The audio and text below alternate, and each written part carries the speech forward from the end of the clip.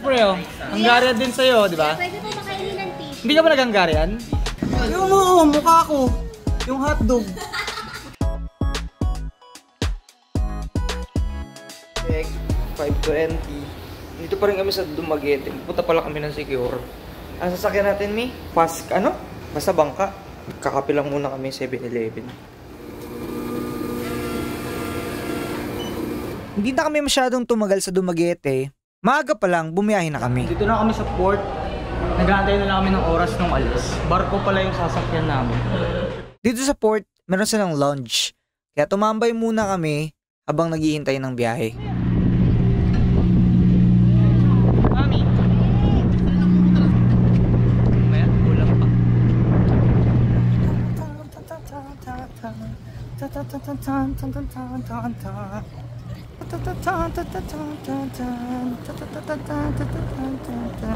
Siguro na tayo, Mami.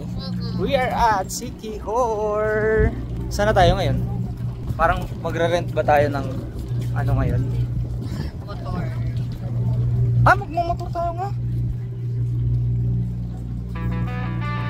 Who's excited? Wow, tara, yellow cab. Mula dun sa pinagrentahan namin na malapit sa port, bumiyahe kami for almost 20 minutes para makarating kami sa aming tutuluyan dito sa Sikihor, ang Swakihan. Pag nagrent ka pala ng motor dito, swertihan na lang rin kung may gas yung makukuha mong motor. Pero pag wala, magpagas ka na lang. Marami naman along the way, huwag ka lang aabutan sa dilim. Kung sa kalsada naman, wala naman kaming naging problema kasi maganda yung daan nila dito. So, nandito kami sa Swakihan Guest House. Bababa lang naman namin yung gamit namin and then ready to go na kami. Yung pinagstayan namin, meron na rin siyang restaurant sa loob. Solid din yung mga pagkain nila dito. Kaya pag nabisita kayo rito, check nyo rin to. Tayo pupunta? Secret Beach. Siya layo. 1 hour biyahe. Pag di ka malkila ng motor dito, mamumulubi ka sa mga tuk-tuk eh. Kasi mahal yata pamasahe. Ito, renta lang isang buong araw. Kain ba muna tayo para dahil? Saan tayo kain? Dumaan na lang kami dito sa 24 Cafe, dito sa Lazi, para mag-lunch. Kasi mahaba talaga yung biyahe. Tapos mainit pa. Patuloy lang yung naging biyahe namin hanggang sa narating namin yung rough road papunta doon sa Secret Beach. After almost 2 hours, 2 hours no? 1.5 plus yung break. Nakarating din kami dito. Ano sabi ng tawag daw dito? Bakong Beach. Yung mga foreigner daw nagbansag ng Secret Beach dito. So from doon, maglalakad pa kami for 20 minutes daw para marating daw yung mismong beach. Ano kayang nag-aabang doon? Tour guide po namin. Hindi pala, sorry. Mali. Meron kang bababaan dito na sobrang tarik na hagdan. Kaya talagang maingat kami sa pagbaba. May trauma ako sa mga ganitong babae eh. Pag dumiretso ka, diretso ka sa baba. Hindi na ba tayo aakyat? Mali ah. Minsan talaga mahihirapan ka. Pero pag tinaga mo, makikita mo naman na sobrang ganda ang magiging resulta. Malinaw. Tinakpan ko ng malo. Pagsilip namin. Ito pala yung likod. Kita na yun. Umihi. Hindi na niya tinuloy. Ipapapaya na sana ngayon pagtingin niya. Yung isa nagsiswimming doon. Putang ina pre. Oo! Wala kang hawakan dyan, tangit! Bukod sa magandang beach, isa sa attraction nila dito ang pagkuha ng drone shot. Okay ma'am, recording! Kaya naman, papa-drone shot ka? 4 packs lang? Okay. Tingin nga ng drone shot.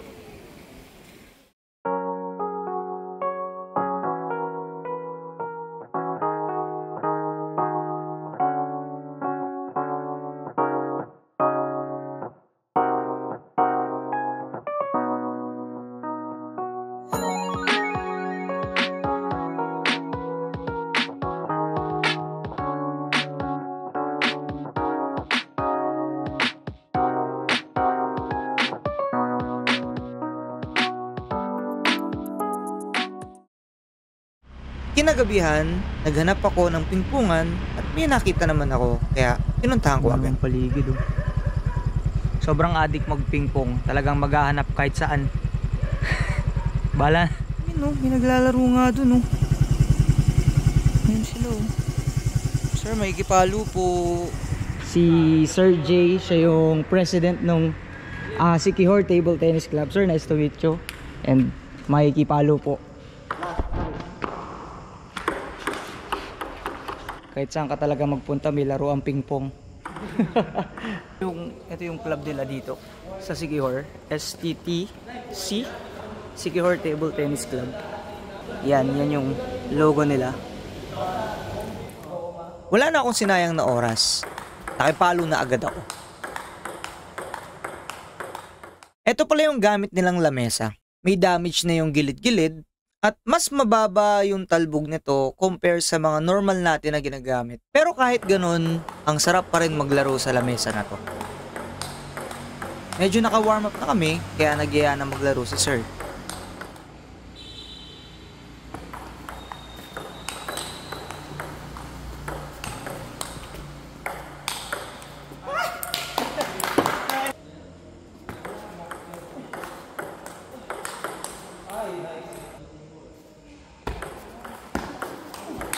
Nice. Oh shit.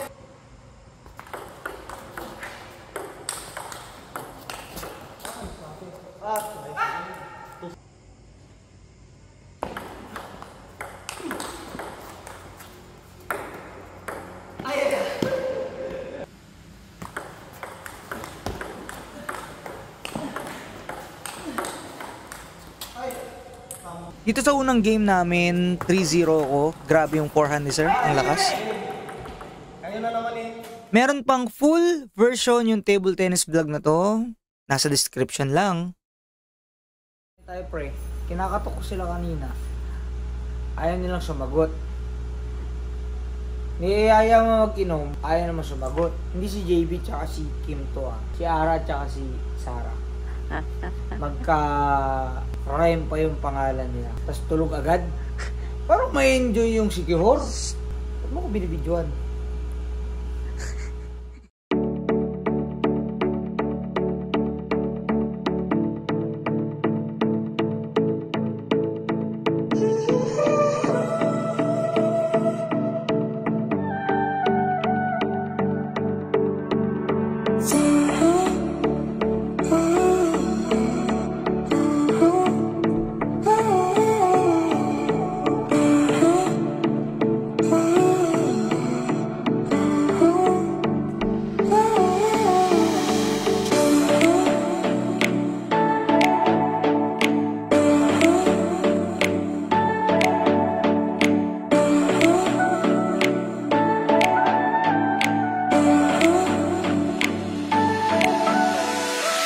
Tapang ng asawa ko.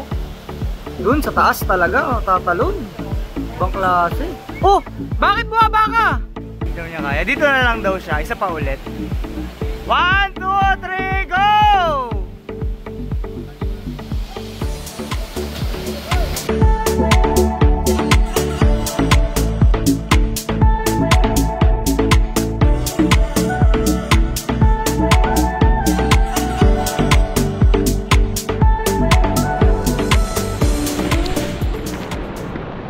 Sumakit yung katawan ko doon sa pagtalon. Mali yung bagsak ko kanina. Una yung mukha ko.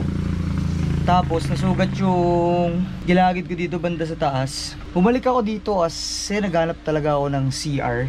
Hatay na talaga ako eh. After namin sa falls, nag-lunch muna kami dito sa Wire Road. And then dumiretso na kami sa mga beaches. Since nga na may bagyo at dadaan din dito sa Siquijor, nagsimula na ding lumakas yung hangin at yung ulan.